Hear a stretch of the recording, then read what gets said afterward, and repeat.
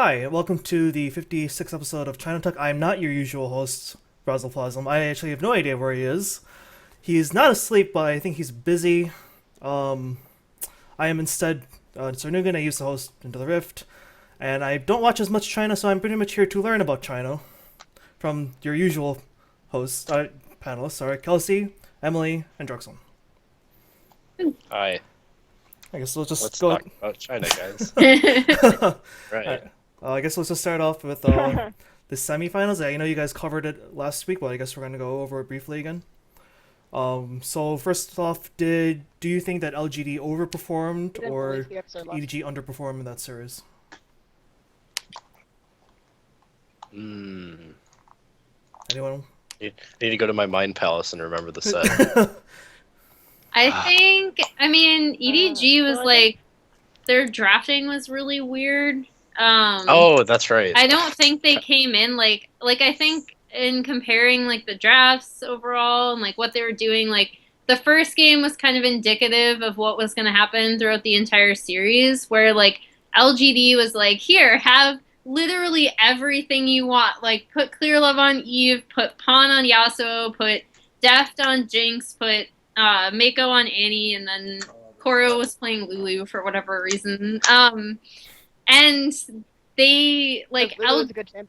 yeah, Lulu is like my Sivir now, Kelsey. Like what Sivir is to you, like Lulu is to me at this point. Thank you, Josh, for that. And they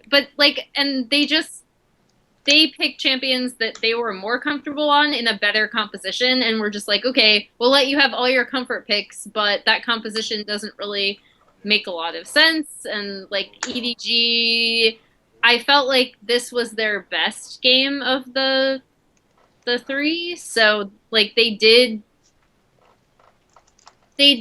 a couple of really weird, like where it wasn't necessarily a bad choice to team fight, but they wouldn't all be on the same page, and it was really awkward to watch at times. Like they seemed to individually be having like bad games, and then it would affect like the overall cohesion of the fight. Like I thought Clearlove didn't play especially well in this game, and I don't know, they looked like surprisingly out of sync throughout the entire series, and they didn't draft well at all. Well, I think in that first game, yeah, I do think that I do think that in the first game, like them going comfort picks screwed them over, because even if they played mechanically well, there was really nothing they could do because LGD had a comp that made sense they could just sit there and scale with. And Mako was the only one that had Engage on their team, and it was Annie, so that's super unreliable. You have to wait for Flash to be up every time to get Tibbers and Engage.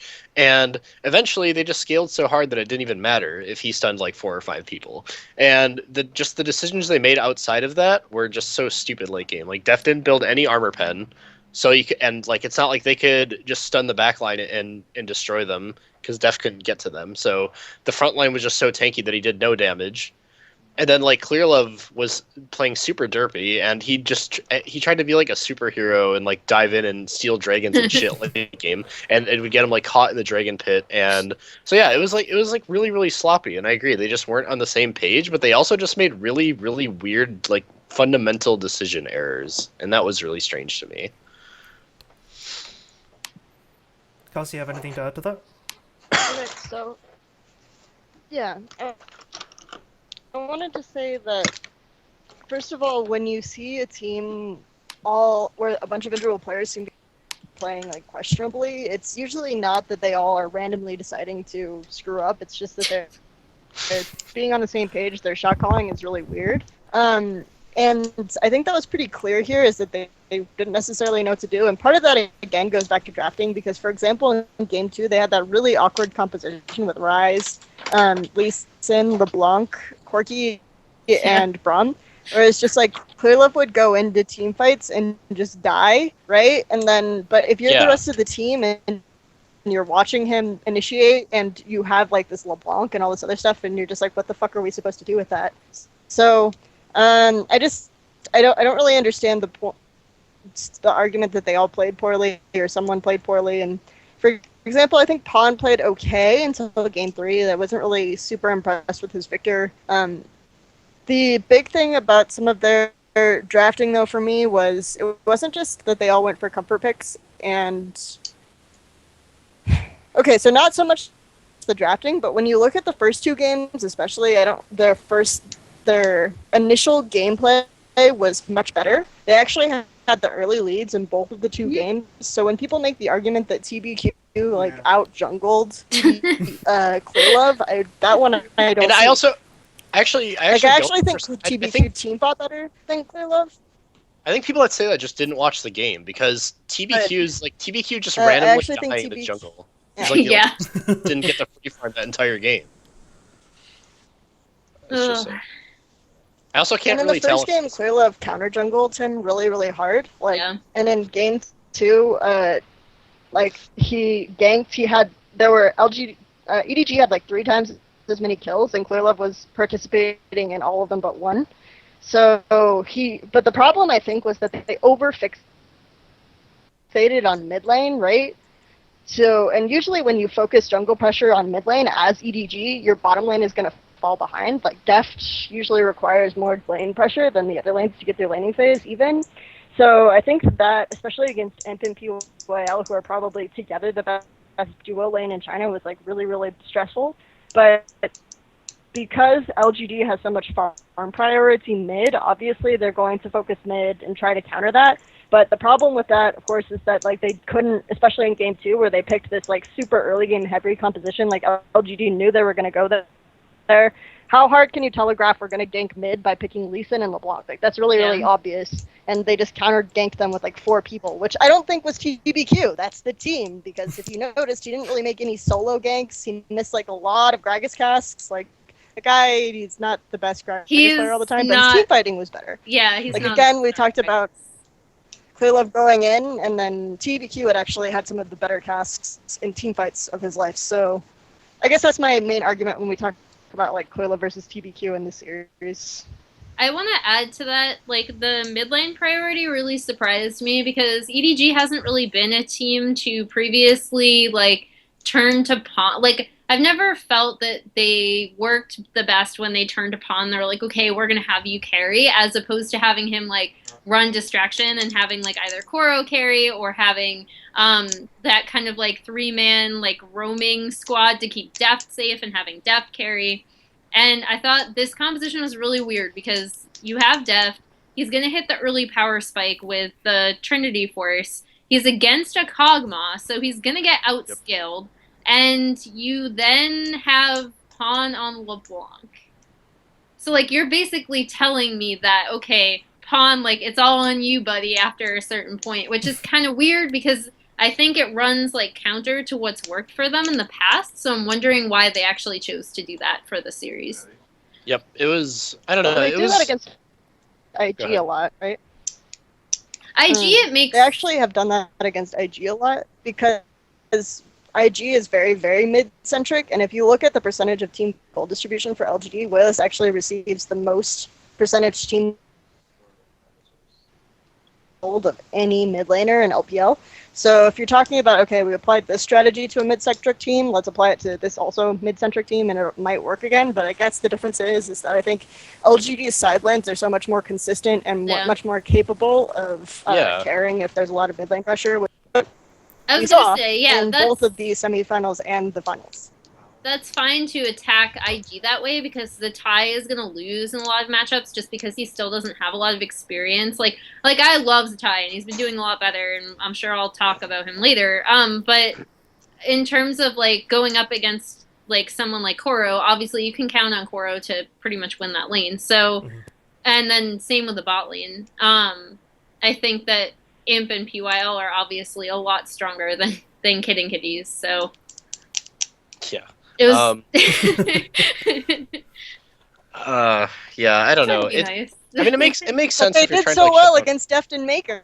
It makes sense if you're trying to shut down Rookie, but I mean, another problem is that these last few weeks have probably been Imp's best in his career, and then they just decide to ignore him on a hyperscaling champion, even though in that second game when they were all focusing on getting pawn ahead, that Imp had his flash he had his flash blown at level 1, and they just didn't like decide to do anything about it. I found that really weird.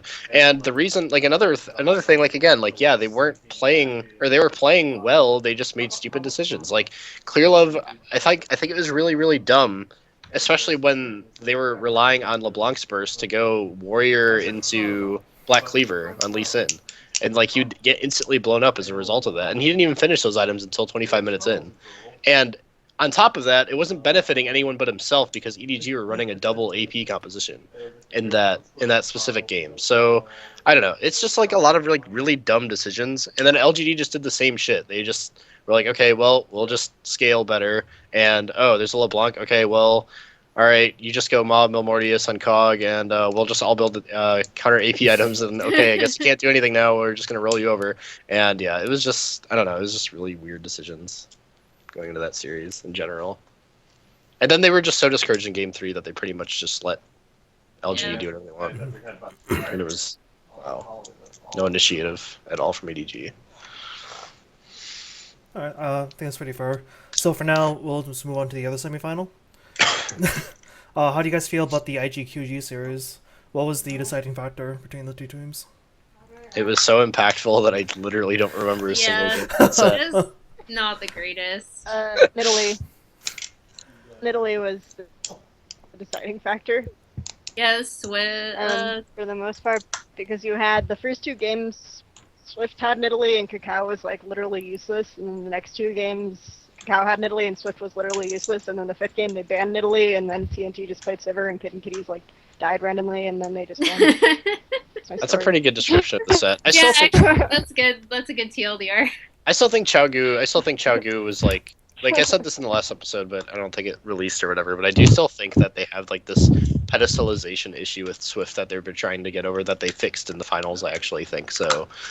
Yeah, that was like the one thing I didn't really like about the QG versus IG set is it's like it seems like they want TNT to carry, but it still feels like even if he gets a lot of resources funneled to him, that it's still like the Swift team. So I don't know. Yeah. The Swift show. Why didn't they say that? It makes so much more sense. Yeah, you have to. My bad. You have to focus a lot of resources on healing for Swift, which is what I actually think is the good thing about Chaogu is that you can make both. You can have TNT like TCT focus entirely on peeling for like Swift and D, and then to an extent also Doing B focus on peeling for Swift and D, and then both Doing B and TNT like literally don't need peel. They're just fine. So I think that's probably the strength of Chaogu is that both of their main like traditional carry roles are extremely self-sufficient. I have something to add to that, but I'm going to save it till when we talk about the finals. All right. That being said, for the third place match, how do you guys feel about IG? And regarding the problems you guys highlighted about EG in their previous semifinal, do you think they persisted throughout the third place match? I actually think IG were super genius in the EDG set because they just gangbanged Clearlove so hard. They just banned him out every single game, and they made it so he couldn't do anything. And Clearlove was still stupid enough to pick like farm reliance junglers. Like, wait, wasn't he? No, he played Lee Sin. He played. Didn't he play Rek'Sai? He played Echo. Yeah, he played Echo. Rek'Sai was the game they won. He played Echo. He played Lee Sin, he played Rek'Sai, he played Lee Sin. So he picked Lee Sin, Echo the first game, I think, probably to deny Cacao, because Cacao played like a lot of Echo during the regular season, but he hasn't really played it. But yeah, he hasn't played it in a while. Since the Echo nerfs, he hasn't really played it, so I think that was like really strange. Okay. Yeah. He also has thought they said a lot in a lot of interviews leading up to it. Sorry. So for people who are seeing like us talk over me or me talk over other people, Kelsey's got a few seconds lag delay, so yeah. I think after a certain point, I might just have to dictate who talks first. So delay, yeah. Kelsey's just rude as fuck. He's like, Jackson needs to talk more. I'm gonna start talking now. Alright. Sorry about that. No, it's all good. For this episode, hopefully I'll have better connection this episode. Yeah, but I actually everyone just talks, and then I save what I save for the end. So. Why don't we all just talk at the same time every time you ask a question, and then we can get the show done in 20 minutes? I mean, Yeah. people can just dissect it later, and, like delayer the audio. No, but yeah, it was actually a really good idea to ban out Clear Love so hard because like Kakao was able to do so much work in these games, and like he even skipped Sightstone in a couple of games just because he was like so far ahead and was like playing that carry for us, and it was really really smart. And I actually think that IG's bottom lane was really really good in the set too. Like I think Kitties and Kids showed up quite well, and I am so happy that IG didn't decide to use time for this. Like for Yeah. this. I think the thing that struck me a couple times in the series, like previously, I felt like IG had no idea what to do past like a certain point, or like obviously they'd get either leads and throw them randomly by taking like bad fights, or they would fall behind and then like just slowly lose because they didn't know how to come back. I felt like they used their resources a bit better in these games in terms of what people like, how the team works, like making Kakao the carry, sending Zatai to split push. I thought the idea to put him on Trundle was great. I thought the bottom lane performed, like Mike said, a lot better, so that they could rely on them to just not get like absolutely trashed by Deft and Miko, and then so that Kakao was a little bit more free to do whatever he wanted, either farm up or gank or whatever. So I thought that was really smart. The problem, in my opinion, with IG is that I can't rely on them to play at this level, like, always.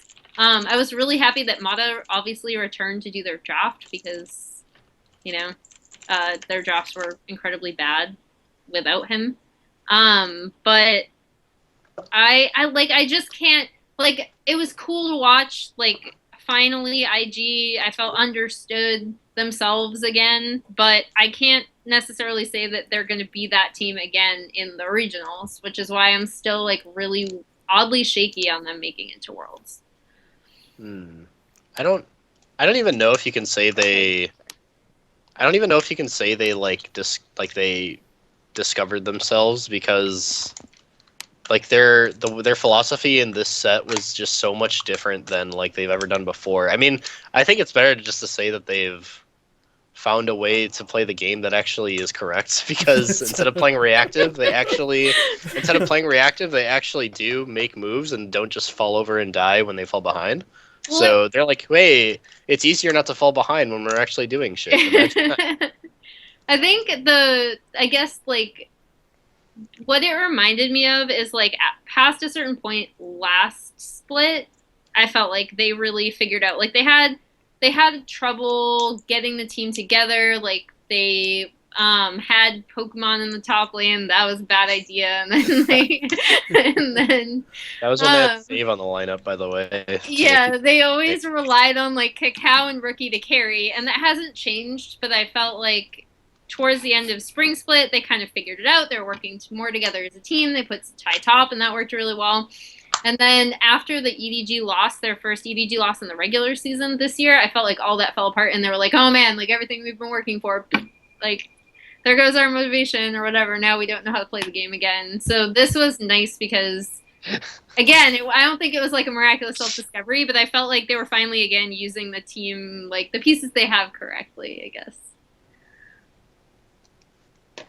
I can agree. Oh, and it also doesn't help that Pawn slumped like a motherfucker in the set, like gold carding and parting bottom and shit. Oh my god, that was so bad. Gold carding a minion. Pawn made me angry that weekend. Oh god. Okay. Kelsey, you have something to say? Yeah, I'm stopping so you can talk. Yeah. Sorry, I keep there's the back and forth, and I'm waiting to the end to address my issues, I guess. So the first thing that I want to talk about is, I think the big thing about Clearlove was they didn't necessarily ban him out, because even though they picked, like, in 2 games, they picked away probably 7 jungle champions, because EDG banned 2, IG banned all of his 3 core champions, and then they first picked a champion, and that was game 2, and then in game 4, they banned all of his core champions again, and then they first picked a jungle champion, and then they picked Echo second second rotation. But then, so the thing that I want to say about Clearlove is that he still had early pressure again, like on his Lee Sins, and then on his Rek'Sai, of course, his Rek'Sai is ridiculously good. And I think now it has his highest or second highest win rate of all champions that he's played. But so that was the game they won. But the biggest thing is that they banned out like his team fighting champions, like the Nunu, the Evelynn, the Rek'Sai, all champions he has really good team fighting pressure on. And then they picked away the Gragas, which also really, really, really good team fighting pressure on Gragas. So the thing here is that he doesn't necessarily have as much team fight pressure, and that was the thing that was kind of letting them down, ironically, because again, Clearlove, the thing we've always said about him is that he's not a jungler, he's a team fighter. In the before this year, that was something that was very true, and people who didn't watch the series and saw what happened is just like, oh, Clearlove isn't really a jungler, he's just a team fighter. That's always been true. But if you actually watch the series, that's the opposite of what actually happened. So again, I think that was a huge problem. There was a lot of mid priority, and we talked about how that usually works against IG, right? A lot of mid gank priority because their side laners usually don't step up. But Zatai, like the way IG has been working, even when they've been passively not doing anything, is a lot of pressure top, and he was very effective in that this series, even though the other two lanes were doing a lot of stuff too. Kid said in an interview after the series that it wasn't true that he went home to try to work on visas. He actually just needed a break and asked for a break, and when he came back, he felt much more motivated and much more confident. So I think that was reflected in how he played this series. Also, yeah, that's kind of my main issues with this. The Echo is something that Clearlove has said he's been practicing and was going to pull out. I thought he actually played it pretty well in the first game. The other thing I will say about EDG is that they actually had a lot of team fights, even from behind, when IG would get this huge thing where they actually aced them from behind because IG made dumb mistakes or because their coordination suddenly would click at these moments. So for me, it was like you can still see this high level of team play and coordination in this team, and if they come to regionals with a game plan, they're probably just going to rock it. So that's kind of how I feel, is that like IG just had this game plan, and that's something we've seen of them in the past, is that when they have really good drafts, when they have really clear game plans, they can be a good team, but they just kind of lost that. They lost their clear game plans. They lost their motivations for a lot of this, so it was like I was really happy to see that again in this series. To an extent, a little bit in the QG series, for those two games. So I hope that it comes back again for regionals, and we have like 4 really competitive teams there. So everyone's kind of talked about their thoughts on IG, whether or not they have or haven't found themselves. But what about EDG regarding the third place match and going into regionals? How do you feel about EDG? Okay, so I actually don't. I don't take a whole lot out of. I mean, the LGD and EG or LGD versus EDG set is one thing, and while I do recognize that, I think it's actually false that EDG didn't care about the IG set because they were so emotional after that. I do think that the implications of the set doesn't have much to say about their like regional performance, just because the set, like, first off, the set wasn't realistically that important, and additionally, like, the way that IG went about it was really, really smart. And I think to say that EDG is like not a good team, or maybe even not a top 2 team after this set, is kind of like jumping the gun, especially just because they focused out Clearlove, and Clearlove was forced to play like champions that he's not entirely familiar with, and so they were kind of forced into a style that they're not really used to, and also it was a really bad week for Pawn and even Koro to some extent. So I think given that circumstance, I don't think it's saying much about EDG. I mean, I would be really surprised if they still weren't going to Worlds or whatever, since I know that that's a possibility. I still don't see them not at least qualifying for Worlds. I think they'll definitely qualify. The patch of regionals is 5-16, right? Is it? I thought there weren't going to be any competitive games on 6. It might be. That's what I thought. don't know. Okay. Well, that's what Western Riot Well, said. that's true. Western Riot. I don't know about No. Korea or That's China. true.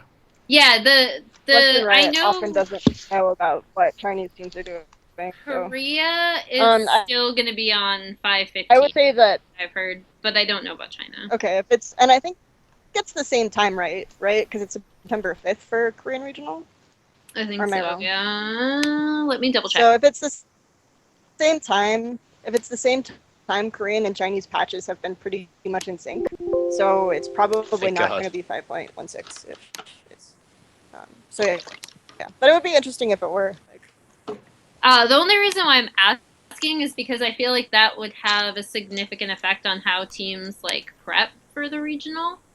Yeah, Especially if they get to use it's the new almost the same juggernauts. day. It starts on September 2nd, whereas the Chinese regional starts on the 4th. So 4th through 5th for China and 2nd through 5th for Korea because they have the weirder gauntlet format. Um, Yeah, it's like I'd be like through six. I'm curious to see EDG on the new patch because I think it shifts a few things around to where like the team might actually be a little bit more comfortable. Especially since Pawn really won't be playing like from what little I know, like I think he'd probably be more on like I guess probably safer zoning champions, which I'm not sure how that would work out. Because as Kelsey mentioned before, like his Victor was incredibly underwhelming. So I am curious to see if it'd be on the new patch. If it's on the old patch, I think they'll actually just completely stomp. If it's on the new patch, it could be really good for them or really bad for them. I haven't really made up my mind about that, to be honest, now that I think about it more. But I think there's this weird, like, I don't know, like devil effect around EDG where like they lose one game and then suddenly the sky is falling, and I don't get that. Like people had the same reaction to when SK Telecom lost to CJ Antis in Korea, and they were like, "Oh man, like is SKT like have they been bad this entire time and Korea is bad because they're our only hope and blah blah blah." And it's like, well, no, like I mean, IG like LGD, I expected them to kind of surpass EDG at some point. I didn't. I mean, like we all kind of agreed that LGD was second, if not the best team in China, and that they would have the tools to beat EDG. We just didn't expect it to happen this early. And I don't know. Like I guess I'm just sick of people saying that EDG is suddenly like super bad now, and that it reflects poorly on the region as a whole, and et cetera, et cetera. Because like no, they're not super bad. I think they'll figure it out fine. I do think their drafting was really suspect in these, like especially against LG. Clear Love was exposed, Emily. No. If you just ban everything and just TVQ. The new law of if China. you ban everything You and then ban just live 7 in his jungle. champions. Clear Love will play Lee Sin, and he won't team fight as well. Oh my god, I already have a headache. Like I guess my request is You have to like, ban 7 champions. just stop, calm down. Like they're still a good team. They're still gonna go to Worlds. Like I will be honestly very surprised if they don't go to Worlds. And yeah, I mean they have like a few minor things to work on, but I don't see them losing in regionals, to be quite honest.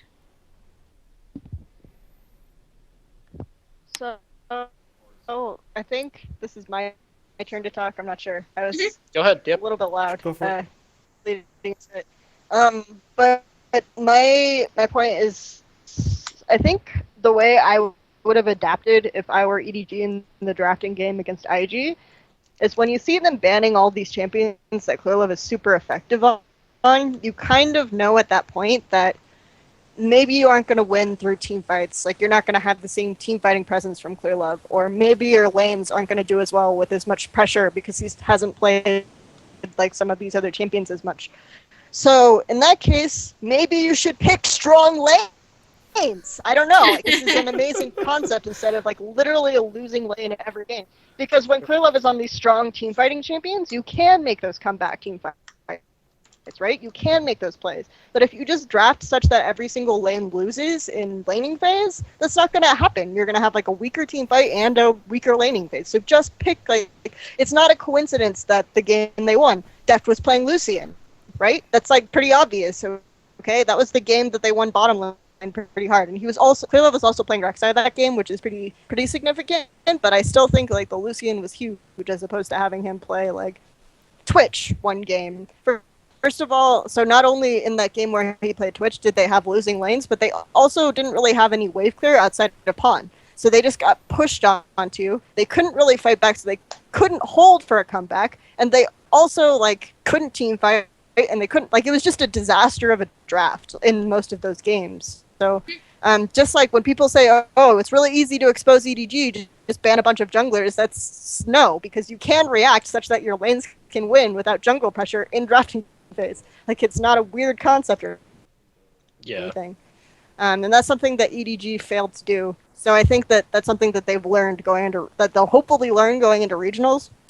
Again, one of my favorite quotes about this, though, is when Clearlove said, if we stumble in playoffs, we might have trouble in the World Championship, we will win the World Championship, is what he said. But if we just win easily, World Championship will be harder. So, I mean, he probably didn't expect to, like, careen into the wall, but they stumbled. So maybe whatever concept made him make that quote initially is something that will make them better for regionals. So. All right, I think that's pretty fair. So for the big match, there's the finals. Do you think LGD played or drafted worse than they did in semifinals? I think, let me look at their drafts really quickly. A lot of it was centered around Lulu. Oh, also keep in mind that QG used double teleport when you're Yeah, like, I thought the first game, it wasn't, like, they picked the Kog'Maw, like, so QG picked Lulu first, and then LGD countered with the Cog to deny, like, basically a Juggernaut coming out of QG. I think the drafting was okay. Like, they got, I mean, TBQ on Rek'Sai, like, is what it is. He's fine on that champion. Like, he's not going to light the world on fire, but he's not going to light the world on fire on most champions. Godv got Orianna. Imp, they picked the Cog because he's been doing, like, so ridiculously well on that champion. And a lot of people have pointed to that pick, like, because obviously it was picked not only for Imp, but also to deny from QG. A lot of people have pointed to that pick in the first game and been like, well, they shouldn't have picked the Cog without the Lulu. And I actually don't mind the Cog pick. I think the weirdest thing about especially the first game was that LGD seemed like really off. Like, not in terms of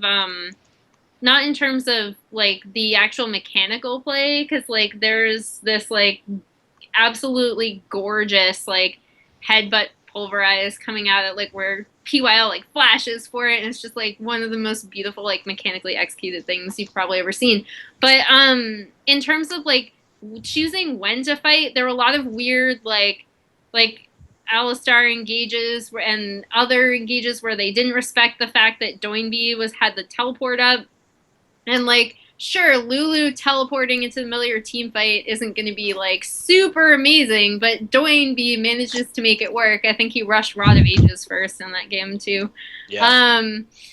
Which worked well because he was, like, a magnet for for, like, soaking everything. So it was honestly, he just knew, man. Like, it was a perfect...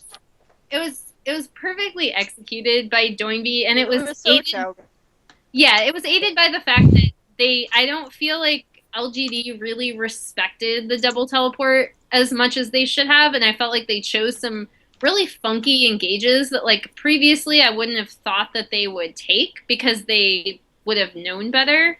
So I thought like especially in the first game it was kind of weird to see that strong of a showing come out of Chaogu, only because I felt like LGD, not necessarily because of draft, but just because of like choice in skirmishing and like a couple of PYL's ganks were kind of random and weird. I don't know if you guys agree with me on that. But that was the thing that stood out to me in the first game. Like I didn't think it was like more of a. I thought it was less of a drafting issue and more of like a decision making issue. And then Chaogu, obviously, like they completely took advantage of it. Joinby was everywhere on that Lulu. Obviously they team fought amazingly well. And kind of the story of the series for Chaogu was that like a lot of the time they were putting TNT in these really like disadvantageous situations again. So he did not like I don't think he played super well across the series, but I also think that was exacerbated by the fact that he was put into losing matchups or lane swaps pretty much every single game. So I don't know. I've heard a lot of like pushback on TBQ or not TBQ. Oh my gosh, TNT. And I don't think it was as much of him screwing up as it was LGD like an imp choosing like the stronger laning matchup or just the stronger lane. Just like I don't know. I don't know how you guys feel about that. I actually think that for most of the series you're right, but I actually think in the first game that TNC outperformed Imp pretty hardcore.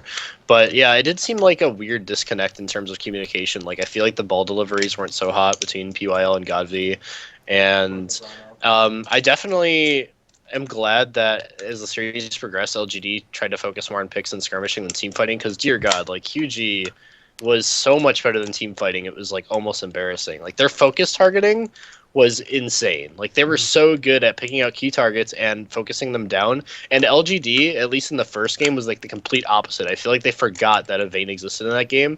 I went back and rewatched the first game just because of I was like amazed at how many free autos Vayne got off. Or TNT got off, and it was ridiculous. And on top of that, it wasn't just QG just relying on team fighting. They were actually really, really smart with their engages. Again, polar opposite to LGD. Like when QG made a decision, it was always like really intelligent. Like the thing with LGD is I feel like it was really uncharacteristic of them to do the things they did because a lot of the times they're known to be the smart team, so they'll always do things when they have vision of people that could interfere with their plans or anything like that, but they actually just kind of like winged it a lot of the time. Like with their dives and stuff, like they would just wing it and it wouldn't pay off all the time. And QG was like the polar opposite. They were really calculated, and I guess they have that. I guess they kind of have that privilege a little more freely because of the double teleport. But for instance, like when they were focusing Baron, they'd always do it when they knew they were hitting a power spike or when LGD weren't able to shop for a long time. They'd start up Baron, and I felt that was like really, really intelligent of them. So yeah, I think QG prepared really hard for the set, and there was just some kind of disconnect in LGD. Kelsey, you got anything? Your turn. So, yeah, so first I just want to address the first game, since we've talked about the first game. I do have some problems with their draft, but I think it's more that Chow picked around it really well. So it's a little bit tricky to get first of all, like LGD doesn't really have an option for, so that's one thing that's pretty clear to see. So if QG wants to take a fight, they can take the fight pretty much whenever they want, and they have a lot of tools to do that with like the Lulu, the Maokai, the Gragas. Obviously, Braum is kind of a weak engage relative, but so they had a lot of options for taking whatever fight they want, and then LGD didn't really have an option to disengage. The other thing was that LGD's composition was pretty reliant on getting like the wombo of the Gnar engage followed up by like the Alistair Pulverize and then the Orianna Shockwave.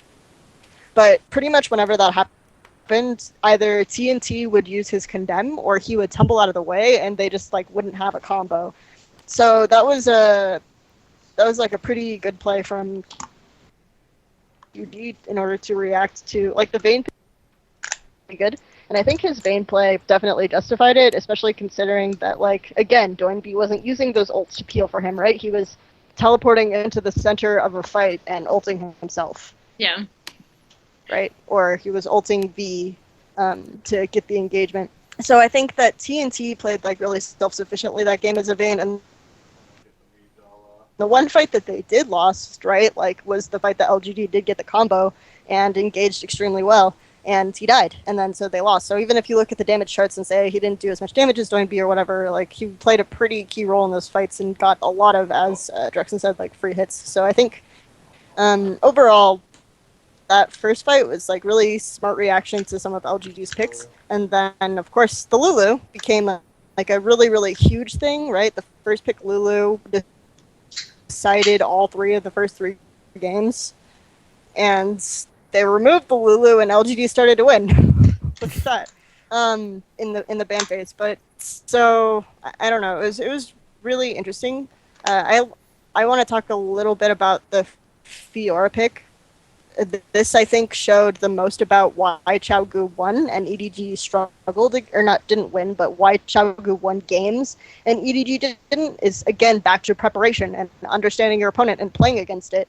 Whereas EDG, I felt like playing against LGD, they didn't do the due diligence that team usually does in terms of coming up with these drops and all these things. But Xiaogu, they obviously either came up with an anti-Fiora comp on the fly, or they knew that LGD was going to play Fiora, and then after getting destroyed by it in game 2, played a really good anti-Fiora comp. Mm-hmm. Like a lot of people looked at that game for whatever reason and said that Godway lost like the game for them by losing mid lane so hard. First of all, like Swift does 2 really early ganks against him as Kassadin, which Kassadin I think is a soft counter to Victor, but that's only if you get to level 6 without like dying a lot and then can get the really good team fight. But obviously that didn't happen. Swift got 2 really good ganks. Doinby was really ahead, and he kept pressuring that lane matchup really well, which is something they didn't do in EDG, right? In EDG, when Pawn played against EDG, they had a Victor and Pawn played the Kassadin, and Doinby just kind of passively farmed. Swift didn't show up to gank, so they learned from that and they changed their tactic to dealing with Kassadin so that they could do it really well. The other thing about that is I think they didn't have, like Acorn couldn't do anything because first of all they opted into the lane swap that countered the Fiora, right? So that they could have Imp like still get ahead, because by picking the Ashe, which they picked the Ashe fairly late, you can Ashe will counter both Fiora or Kog'Maw, so you can either choose to let the Kog'Maw lane versus the Ashe and then like get kind of messed up early on in the game, or you can lane swap and then just like completely screw over your Fiora. And then once they tried to team fight with the Fiora, you have so much stuff that counters the Fiora, like again the Lulu counters the Fiora engage, like you have the Victor that can stop her pretty easily with some of the gravity fields. You have Ashe, which can like single her or the Kog'Maw out in the team fight. So there were just like a lot of really good answers to the Fiora that they did after getting destroyed by it in game 2, which shows to me that Xiaogu like came prepared. They knew they were going to pick the Fiora, and they decided to answer it with a smart composition. And then game 4, like there was the really cool Doinby tower dive, right, where Doinby like won the team fight as the Azir that people talk about a lot. But again, like you're seeing Doinby play all these team fight champions against Godway, who played like a lot of pick champions, and so he's going to get pretty good farm, have like pretty good wave clear, and do well in these team fights. Like that's what those champions are picked for. But in game 4 and game 5, with like the Lulu out of the picture and more focus other lanes from the jungler, we had Godway do a lot better. We had Imp like do extremely well, and especially with the Kalista Thresh lane, extremely strong. Oh my god! Right? Because he's going to crush you. They banned Kalista for really 3 games, and they're like, "Oh, let's just let them have this." I couldn't believe they let that through. Like that was such a mistake. And yeah, I have to say, because they banned the Lulu, right? So yeah, they banned Yasuo, Diana, Lulu. I think the other thing that should go like on record is that I thought Acorn had a monster series. Like even in the games that they lost, I thought Acorn was doing a really good job in terms of his understanding of like when to come in team fights. It didn't always work because, like, for example, as Kelsey said, that the second Fiora game, he was obviously so far behind that like he couldn't really do the same amount of like healing, and he couldn't get in to do enough damage either before he got blown up. But I did think that his like, it's weird. LGD like chose, especially in game 1, some really weird fights and engages that they shouldn't have without like necessary information. But then on the flip side, as a team, I felt like Acorn was really well like integrated into what they wanted to do in terms of like his teleport timing, his flanking. I thought was really good.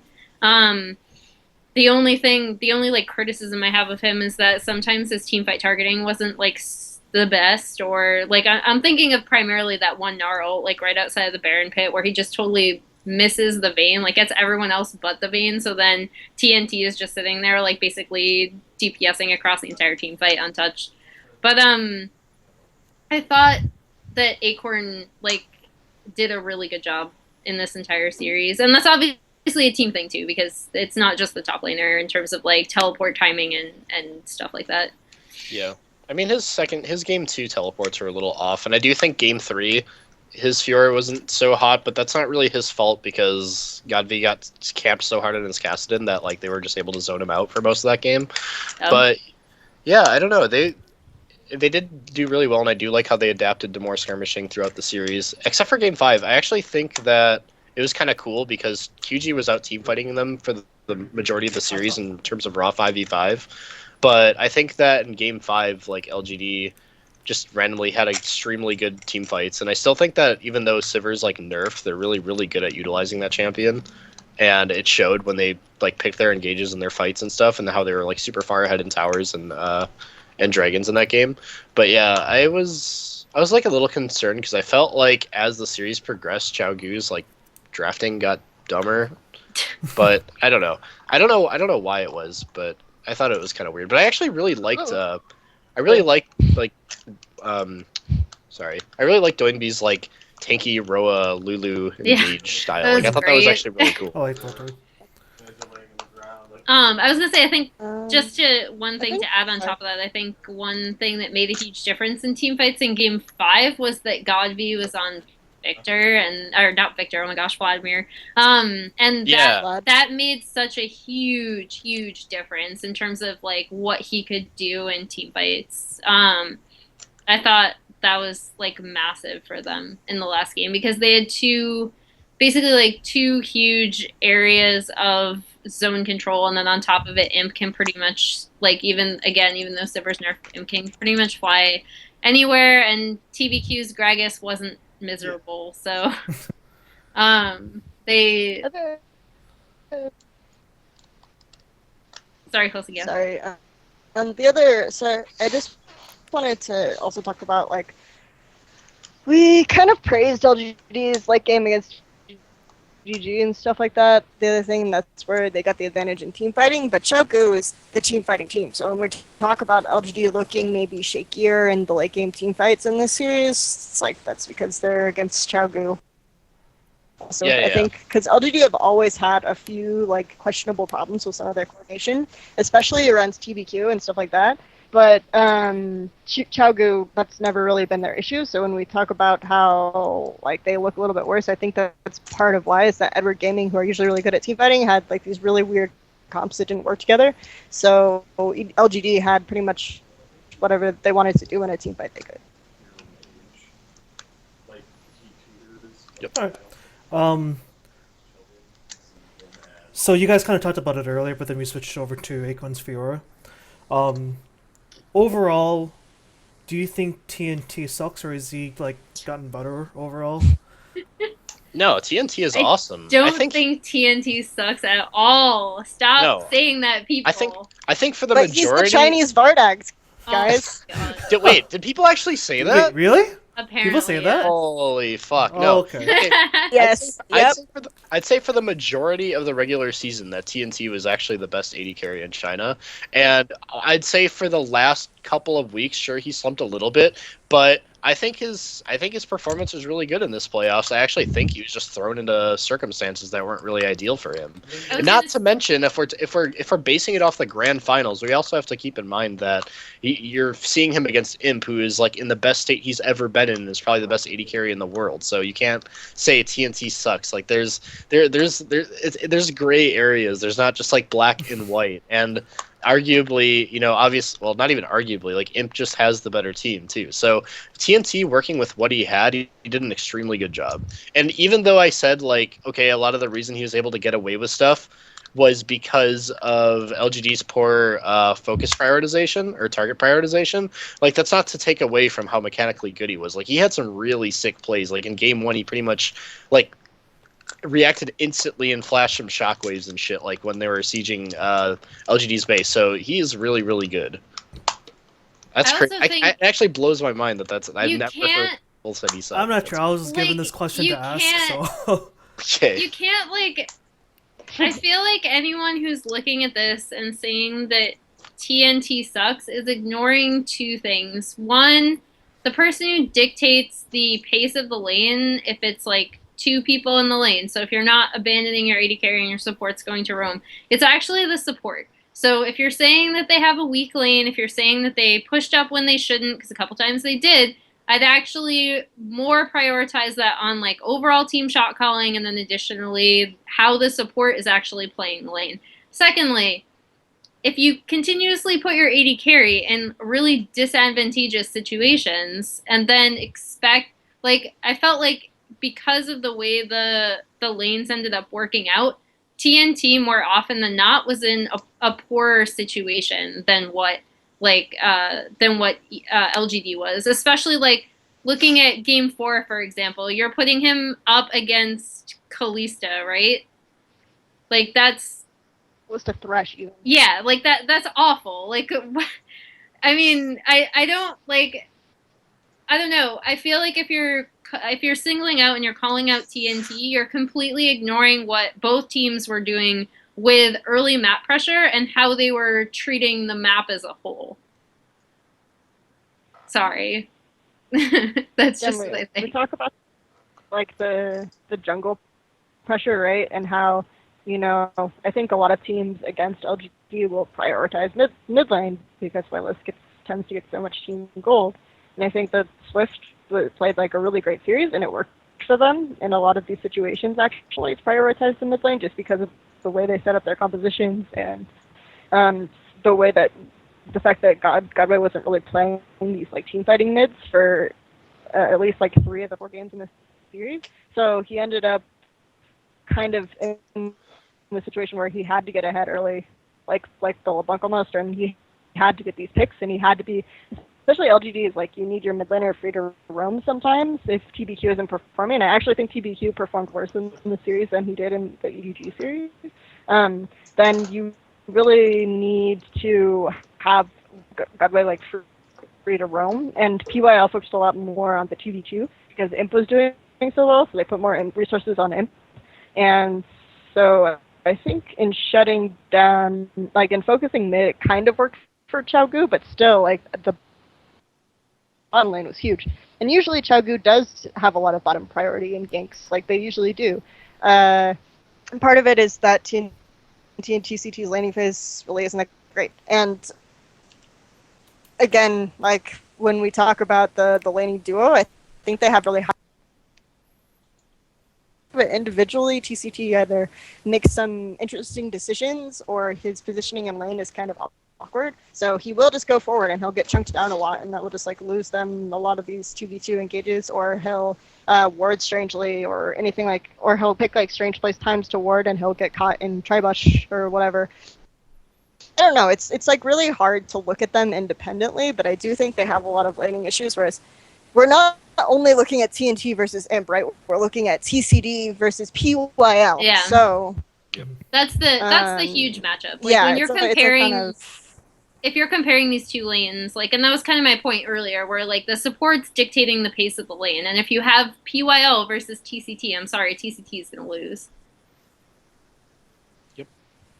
and I don't want to say that like TNT, it was like you can't criticize him at all. I do think his laning phase is a problem. I think that he could probably choose to trade more than he does, and some of his farming even in like 2v1s isn't as like mechanically strong. But I mean, the way that this team works is originally this team was picked to be built around TNT, but they put like a lot of their resources and their peel around Swift to like support his engages and stuff like that.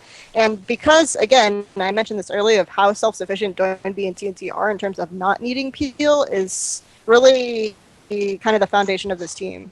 So I don't know. thing for me.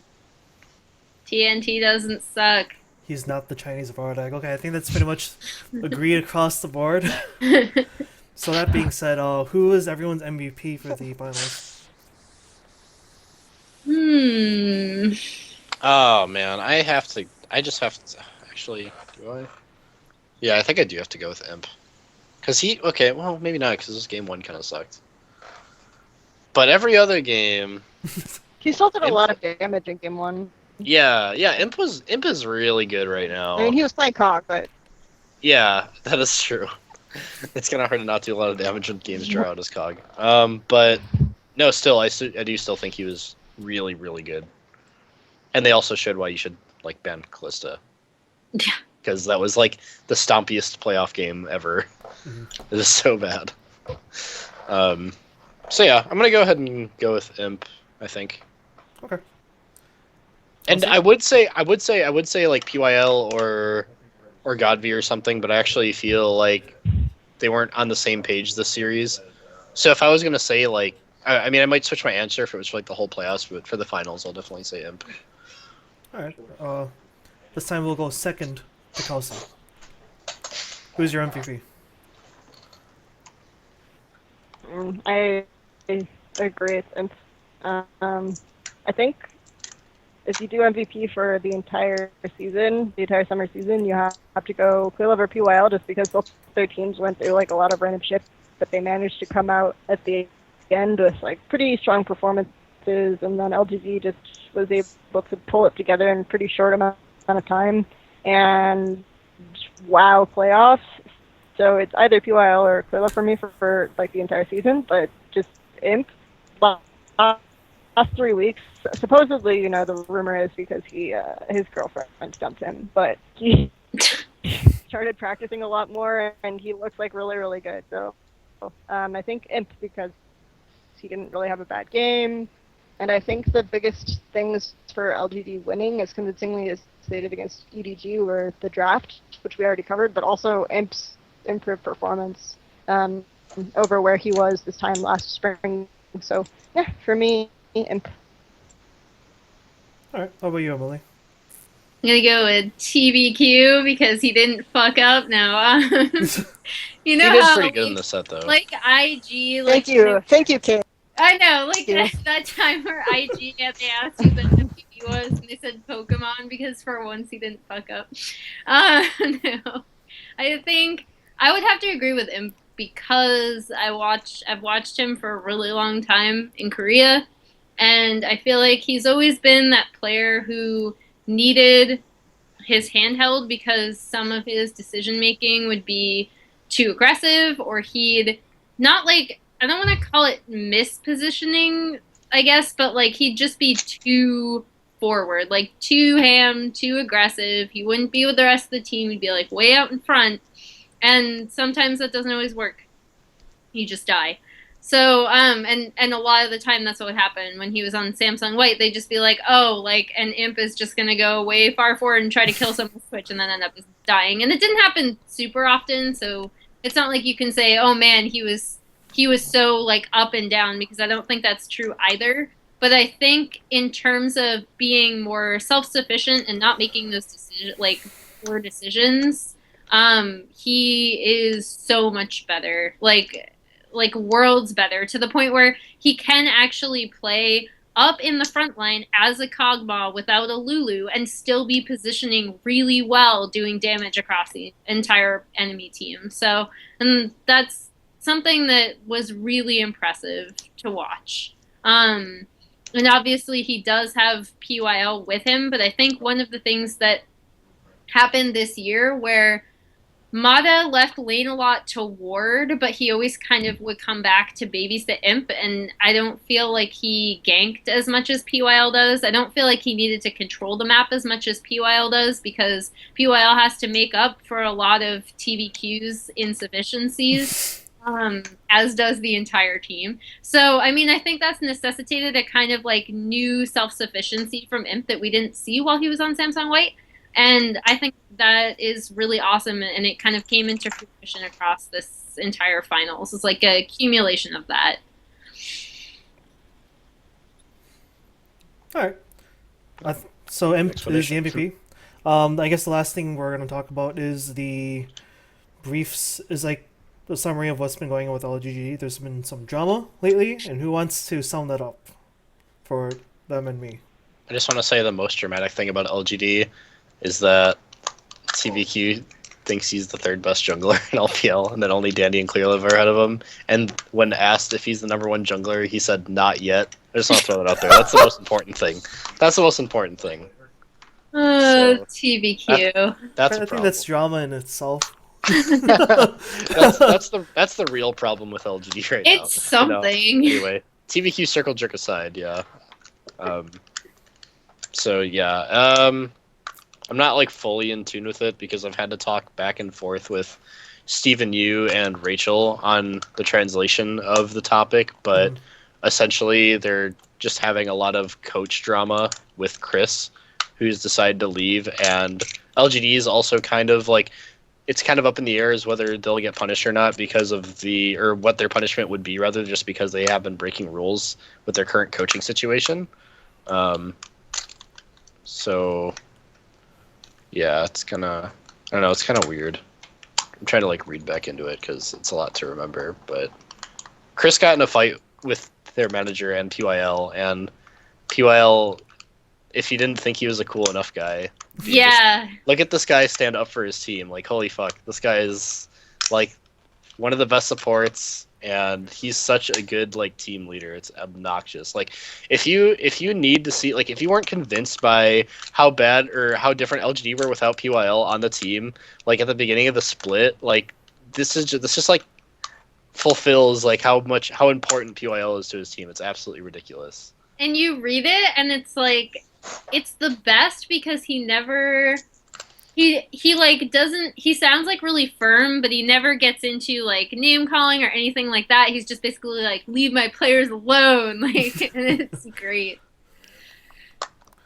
I love POL. I'm so happy he's going to Worlds. God, Cowboys like what he said. We're talking about the LGD drama, right? Yeah. Yeah. Yeah. Okay, sorry, I kind of zoned out for some reason. So my big thing about the LGD drama is that if you go way back to the start of the split, right? Their coach was BSYY.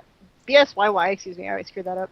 BSYY was their coach initially, but he had a lot of personal issues this summer and starting like late in the spring. So effectively, this summer they didn't have a coach until like week 7 or 8. Okay, so they were going without a coach, and a lot of people watched this team and they saw Acorn in particular, and they said, "Oh, Acorn's playing like shit. Put Flame in." The reason why Acorn's performance dropped a lot is because he split a lot of his time between playing and doing coaching duties, like researching the game. Like they didn't even have an analyst at this time. Researching the game, coming up with like strategies for pick a ban, helping the team, things like that. So Acorn was being a boss during this time, but they really wanted like a coaching staff and stuff like that. So they picked up a Taiwanese analyst named Firefox.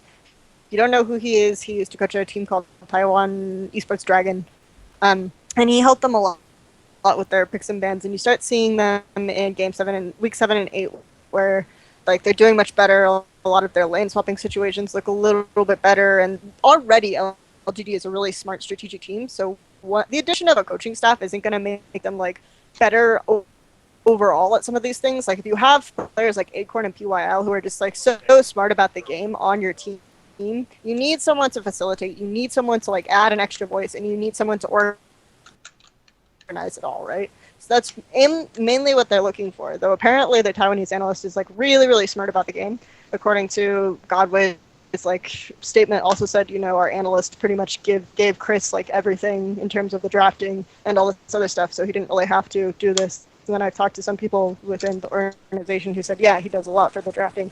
So that kind of start to see them ramping up a little bit slowly, and then they add Chris as their head coach in week 11 of the regular season, and by his own admission, he said like he abandoned Newbie to come to this team, and he starts working with this team in week 11, and then the next week there's the semifinal where they beat EVG.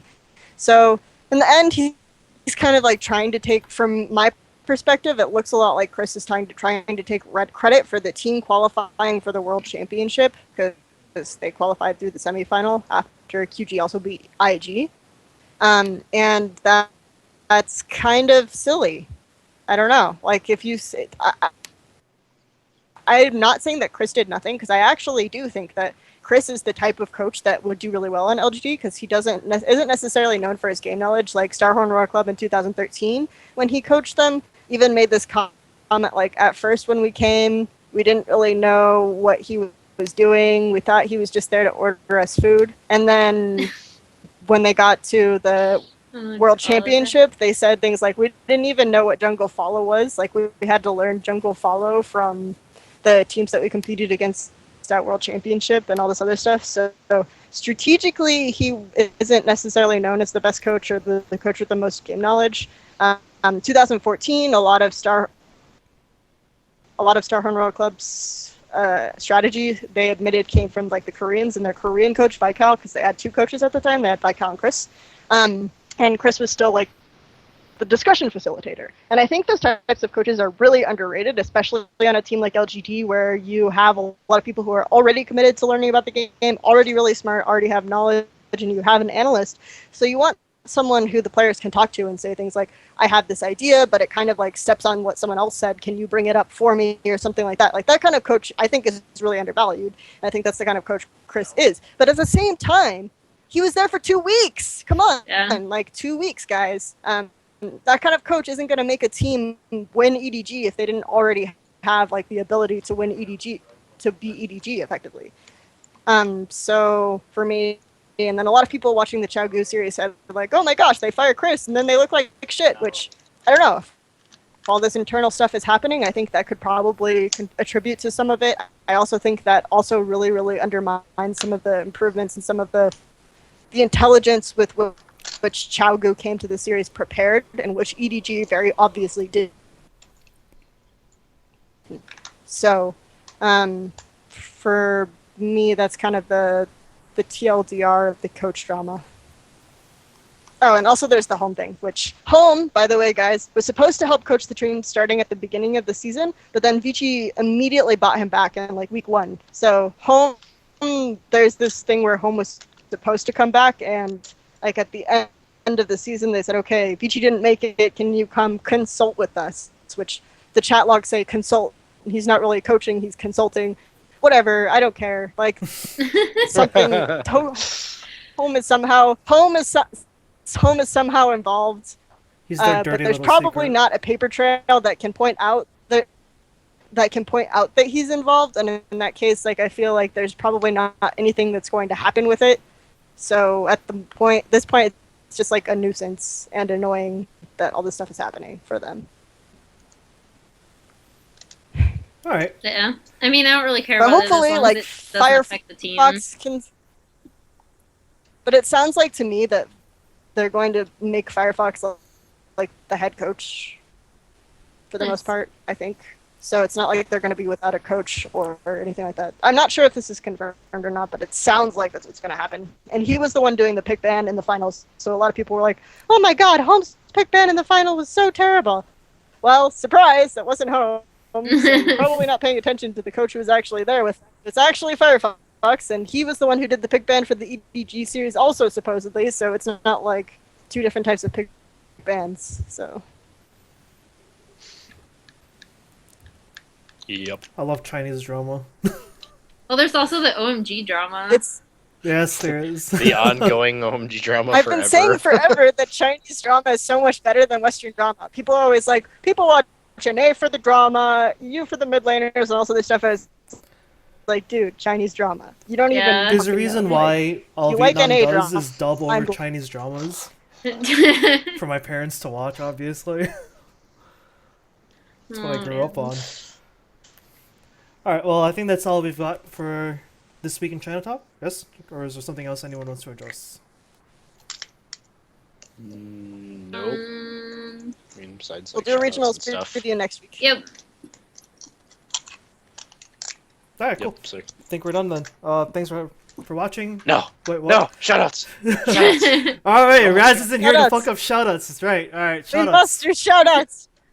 All right, so Jackson, start with your shoutouts. All right. So I just want to do shout outs because you have an interview I that do. should be shouted out. Yeah. Okay. So Steven here did a interview with I Will Dominate, who is very, very wrong in his predictions, but you can see on So is Esports it 7. special? And additionally, if you want more insight on the drama, Steven Yu did manage to different Steven, not Noogs. This is a different guy. He did translations on the drama over on our site too, and additionally, you can get in.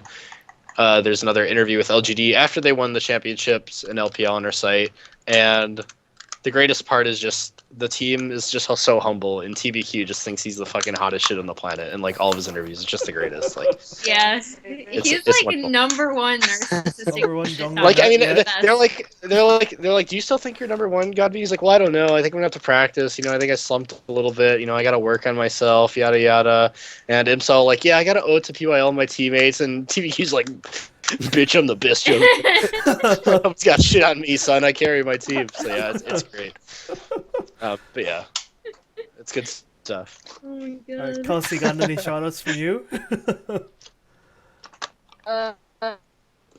Yeah, okay. So my shout out is to the Score Esports. I did a lot of, if you like Europe, I did a lot of European interviews. I did a press conference and I had like 4 or 5 player interviews from the third place matches and the finals.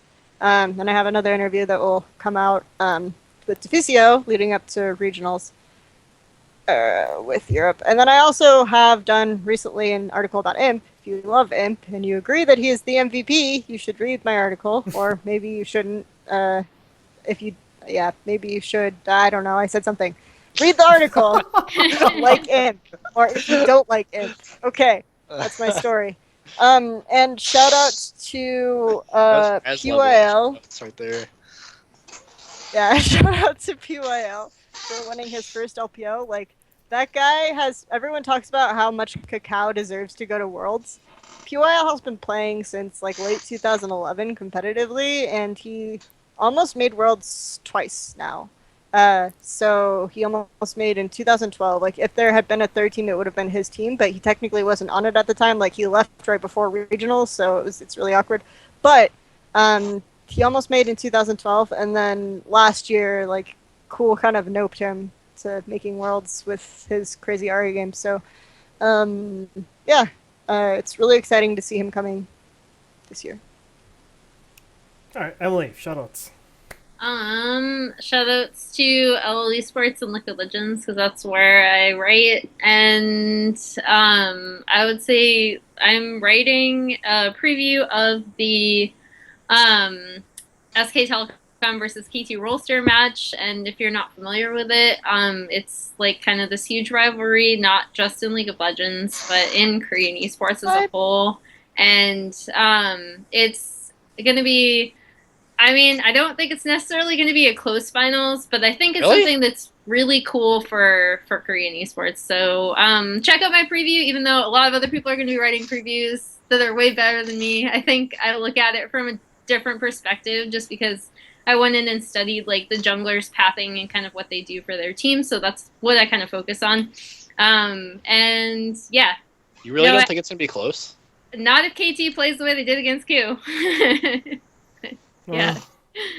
You think KT's gonna win really hard, or what? No, I think they're gonna lose really hard. Wait, seriously, Or dude? not. I think it's a Really? perfect meta for someday. Yeah, I think it's Yeah, I was perfect meta gonna for say. someday. I don't know. I think Emily's just I too think- scared to I have think faith in her SKT's own gonna win team. too. That's what this Dude, is. I really think KT could win. it's probably because I'm super harsh on KT, but I think it's gonna be SKT. Yeah, I agree. I think we just scared the shit out of her, and now she's just not going to publish an article like, oh my god, what are you guys saying? I'm wrong about everything. No. just go over Like I think I agree with Emily. I don't think it's gonna be that close. I think SKT's gonna like win. I think pretty SKT is decently, gonna so, stomp. I don't know. Just based on, I don't think it's not that it's a bad meta for KT. I don't think it's because they can't win the early game, but I actually think that they have a really, really poor understanding sometimes of their specific win conditions for certain team compositions, as well as Nagane's role on the team as a whole. And I think that's a huge problem for them. And it was definitely apparent in the coup series. So, Like, I love KT. I want them to win, but I think they're gonna get stopped. I think True sucks. No, I didn't say that. What? No. Alright, shout out to Esports Heaven, where I write, and Drexen is my boss. And then, he already said that I had the interview with I Will Dominate's up there already. And shoutouts to Raz for being too busy complaining about 60 ping to be here, I guess. Oh yeah, shoutouts to Steven for being our temporary host. For We also have an interview with Raz on our site because. Oh yeah, it's I forgot about that for some reason. The TLDR is basically like IDK lol. That was like the intro to like all his questions. Like, oh, yeah, and then Raz is just as awkward in his interview as he is in his shoutouts. So. Yeah, I had to extra condense we also his have a broken awkwardness chart though interview, for the so. text interview. his Yeah, shoutouts I were like imagine. 10 times more awkward in voice. What? Yeah. Dude, when I was editing that shit, I had to remove haha like 18 times. I wasn't You sure if put you should haha, keep it that was in like- or not. Just like, I don't know, haha, blah, blah, blah, blah, blah, haha. I'm like, dude, please. It was way worse in the actual interview. Oh, we miss you, Raz. Yeah, One- I don't know where he is anymore. One day we Erica just need to have a probably host show. We just need to have a host show and just have like Cepha, Noogs, Frost, Raz and Frost, yeah. and then just throw Hugo in there as the one. Oh yeah, shoutouts to Hugo It'll be the for best show ever. shoutouts for Hugo for bringing me to Cape Cream Barbecue when I was in New York. All right. Oh my gosh. Well, that's been episode 56 of China Talk. I think the episode will be up in a day or two. I'm not sure on YouTube. We'll figure Never it out. All right. See ya. Bye.